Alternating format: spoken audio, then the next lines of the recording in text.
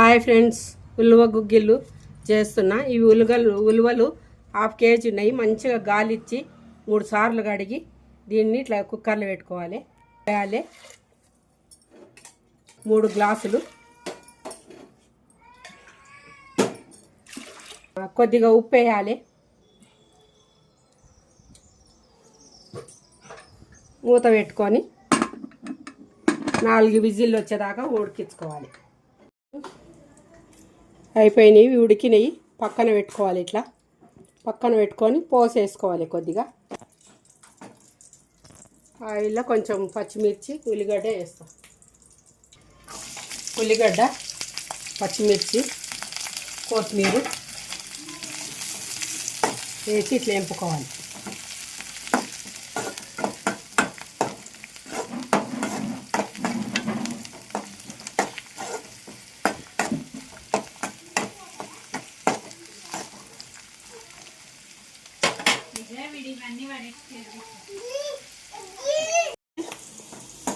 ఎర్రగా అయిన తర్వాత ఈ ఉలువలు వేసి ఇట్లా కలుపుకోవాలి.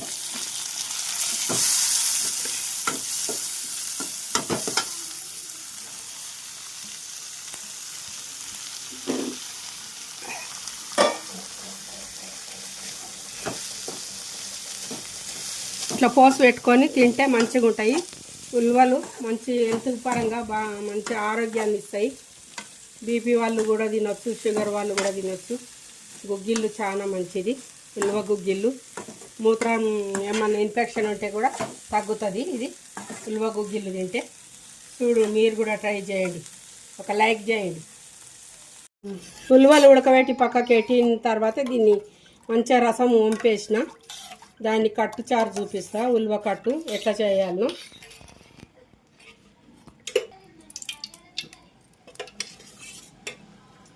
ఇట్లా ఆయిల్ వేసుకున్న తర్వాత ఎల్లిపాయలు వేయాలి. పొట్టుతోటే కొంచెం కచ్చపాక దంచి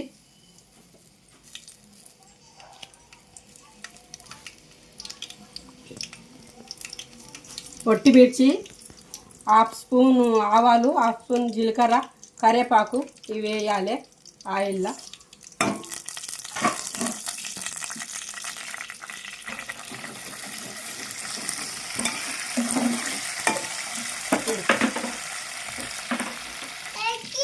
అట్లనే దీంట్లో పచ్చిమిర్చి కూడా వేయాలి. బాగా నూనె లేగనివ్వాలి. అల్లం వెల్లిగడ్డ పేస్ట్ కొద్దిగా,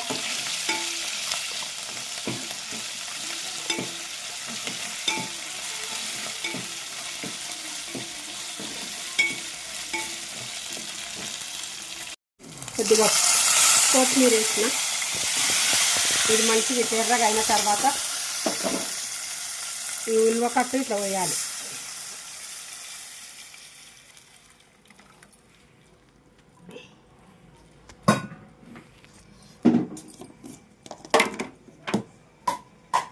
ఉలువ కట్టు వేసినాక పసుపు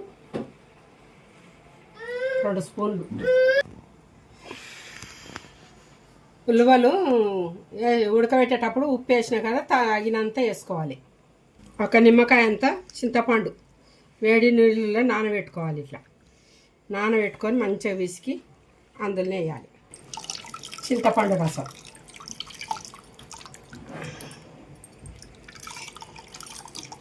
వేసి ఇది మంచిగా మరలనివ్వాలి. ఉలువలతోటి కట్టు చారు చేసిన. ఇది ఉల్లిగడ్డ వేసిలేను. ఉల్లిగడ్డ వేస్తే ఖరాబ్ అవుతుంది తొందరగా. ఉల్లిగడ్డ లేకుండా చేస్తే 2 రోజుల వరకు ఉంటుంది. ఈ ఉలువ కట్టు కూడా మీరు కూడా ట్రై చేయండి. ఈ ఉలువలతోటి 2 విధాలుగా ఉంది. ఇది ఉలువలు ఇవి ఫ్రై చేసుకొని ఇట్లా తినాలి. ఇది ఉలువ కట్టు ఇట్లా తినాలి. ఇది మసిలింది మంచిగా, టేస్ట్ బాగుంటుంది. మీరు కూడా ట్రై చేయండి. ఒక లైక్ చేయండి, కామెంట్ చేయండి.